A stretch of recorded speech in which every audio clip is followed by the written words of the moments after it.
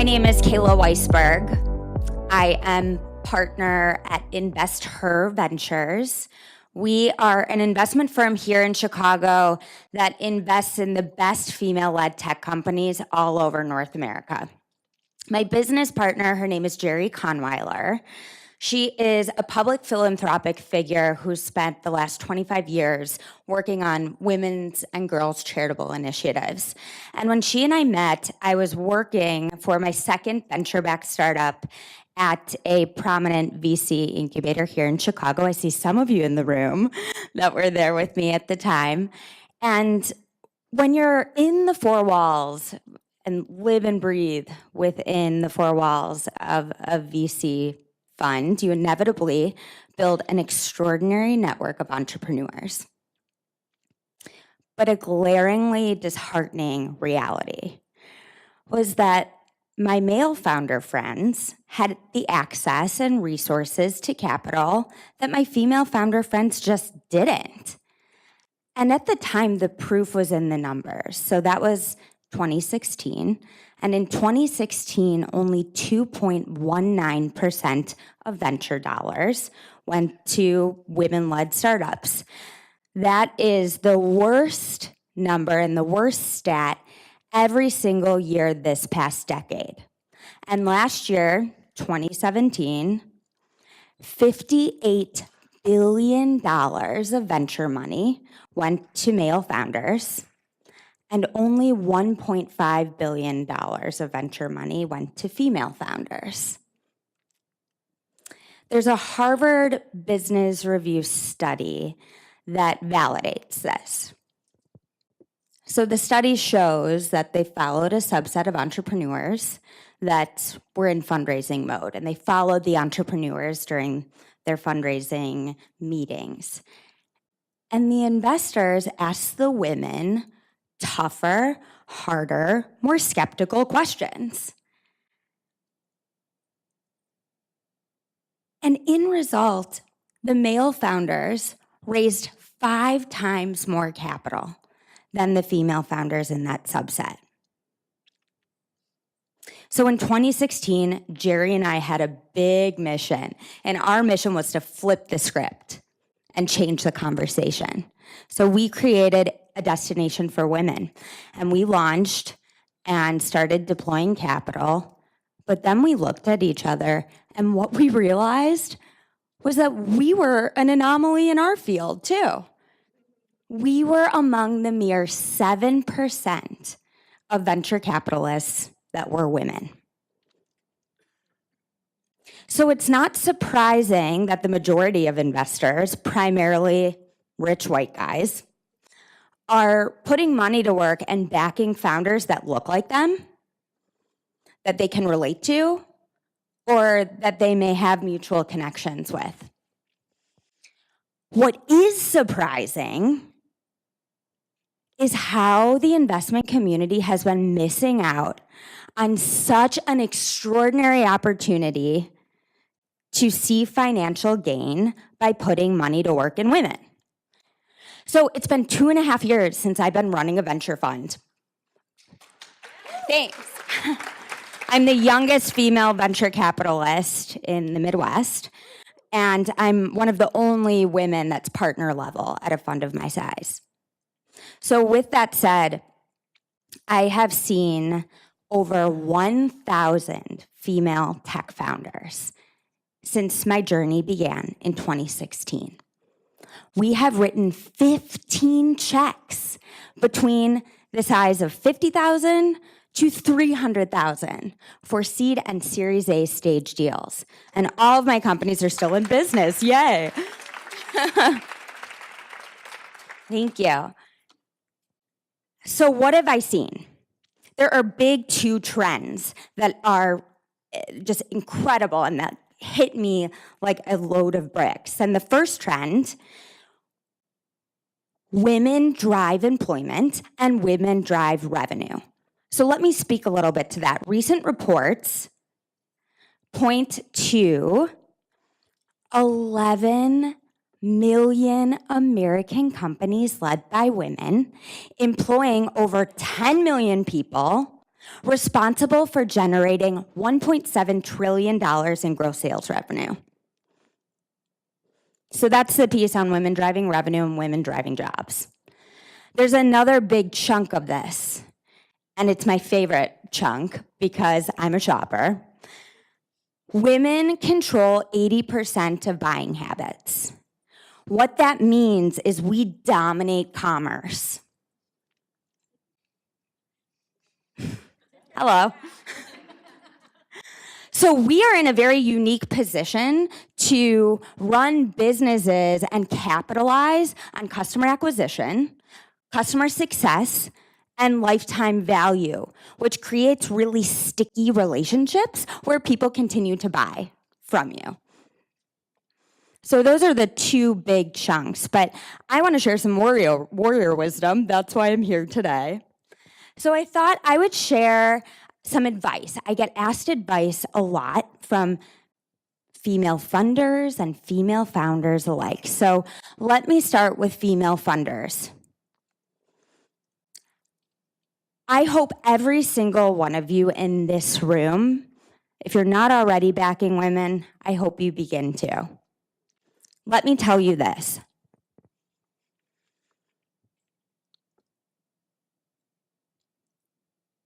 By taking capital risks in women and helping these companies scale, that will result in more exits, right? Fueling money in women, the women will grow because they're using that money to fuel in more markets, to fuel into technology, to fuel into talent acquisition, resulting the scalability and hyper-growth factor, which will make your business a lot more likely to exit, right? And that's what we want. We want more female-led exits in Chicago. So what that will create is a network effect. More capital driven by women to invest in future female founders. And this is a very important capital risk to take. Because let me tell you, I've been in the VC ecosystem, and I know how tough it is, not only for women to raise capital for their startup, but for female investors to raise funds. So it is our fundamental responsibility to start backing women. So if you have the means, become an LP in a fund, preferably my fund, right? Where you can actually participate as an active investor and trust that an institutional fund will start writing strategic checks in companies and will position those companies for hyper-growth mode, resulting in great returns. If you don't have the means to be an LP in a fund, and I'm not saying my fund, I'm saying any like-minded venture fund, preferably that has a female focus, consider investing in an angel group. If you don't have the means to participate in an angel group, maybe you have access to deal flow because you're in the WTF community, right? Maybe start backing the female founders that you really believe in by writing smaller checks independently or through great platforms, one of which Jamie mentioned. Republic is a really great avenue to participate investing in companies, even if you're not an accredited investor. So that's my advice for the future female funders in the room. And this is so important because it's really how women will succeed in this space. Now, my insights and advice for the founders in the room. How many female founders do we have in the room? Awesome. Wow. There is no prescriptive, guaranteed way for your company to be successful.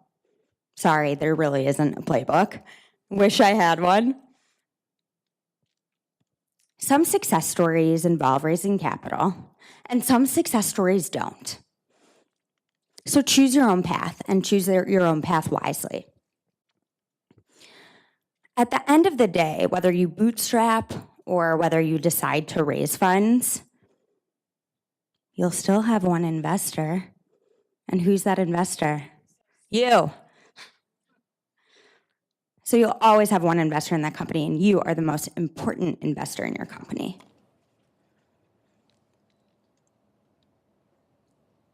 But if you do decide to raise capital, you have to think about it. Who should I raise from? How much money do I need? When do I need this money? And what are the benefits? Which brings me to my next point. If you decide to raise, right, what are you going to do when you're in that meeting in front of the VC? What do you even begin to talk about? So the tools are out there, right? You probably need an executive summary to get the meeting. You need to put together an investment deck, right? But in that meeting, what's most important?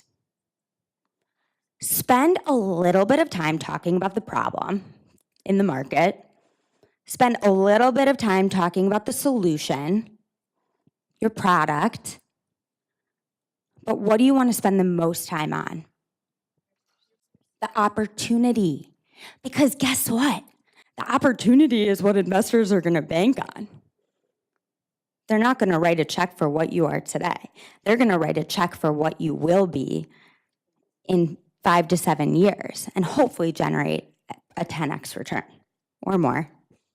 What if the meeting doesn't go well? Guess what? I hope not all of them go well. I hope you hear no hundreds of times a month. I hope you do. Because every time you hear no, and this isn't just to the founders in the room, this isn't just to the funders in the room, this is to the operators in the room, this is to the entrepreneurs in the room, this is to the mothers in the room, the fathers in the room. Every time you hear no, your skin's gonna get a lot thicker. And as an underrepresented minority, it's our job to ask a follow-up question every time we hear no. What's that follow-up question? No to what? No to me? No to my company? No to my technology? No to the price of the deal? No to what? Because if we don't dig a little bit deeper, how are we going to really identify what's a real objection, a roadblock, a real no, or a smoke screen? A smoke screen is something you just blow through. It's not real. You're not quite there. You haven't probed deep enough to understand what the real no is. And most people say no for 2 reasons. So raise your hand if you're in sales. You're all in sales. Everyone raise their hand. We're all in sales, right? Even if we're not a founder, we're always trying to, position ourselves well. Like Christy said, you're always on the stage. And you're going to hear no all the time. So start getting comfortable with it. Okay? And what we'll recognize is it takes a lot of follow-up after you hear the no. And I usually like to hear no 3 times. And so you go in for the close, right? So is it a no or is it a not right now? And what's the real reason? Is it because of fear? Fear of the disruption? Fear of the potential crumbling of the opportunity? Or is it price? Sticker shock. Usually it's one of the 2. So I spoke a little bit about product because most of us have a technology solution or have a consumer product. You can have the most sophisticated technology. You can have patents secured. You can have proprietary components. But at the end of the day, if your product doesn't work and your customers don't like it, you're out of business. Which leads me to my next point. Listen to your customers. It blows my mind how many companies don't actively engage customers, how many account management teams don't actively pound the phones. It's so important to listen to your customers, solicit feedback, figure out mechanisms to automate this if you have a consumer solution with too many individuals touching your product. So one thing that you can do easily is integrate a net promoter score. right? On a scale of 1 to 10, how likely are you to refer a customer or family member to us? I mean, that's a really easy way to gauge if customers like the experience or not. And a lot of times you don't know why the customer loves it or why they don't love it until you ask. Find the yin to your yang. Know what you're really good at and be okay with what you're not good at. I'm very clear that I know what I know, but I don't know a lot of things. So I need to supplement that with talent that's really good at what I'm really not good at. And that's very important. And oftentimes investors want to see the yin and the yang.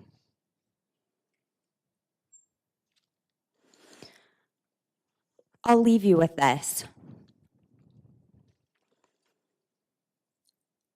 Whatever you do, make sure you're ambitious. Make sure you do it with intent. And make sure what you do has purpose. Because entrepreneurship is a roller coaster, let me tell you. The highs are so high, and the lows are unbearably scary and low.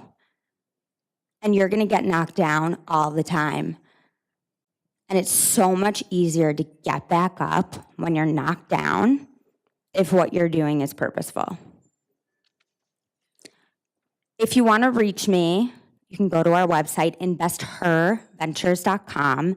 If you send a message in our site, it goes directly to moi. Or just follow me on social at Cayla Weisberg. Thank you guys so much.